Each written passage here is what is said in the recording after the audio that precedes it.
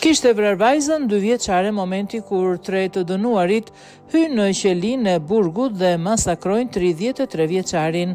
Një ngjarje e rëndë ka ndodhur në Britaninë e Madhe ku një 33 vjeçar i dënuar për vrasjen e një fëmie është ekzekutuar në burg nga 3 të dënuar të tjerë. Mediat vendase kanë publikuar videon e kapur nga kamerat e sigurisë së burgut ku shihet momenti që vrasësi i bandave, Mark Fellows, i njohur si njeriu i akullt,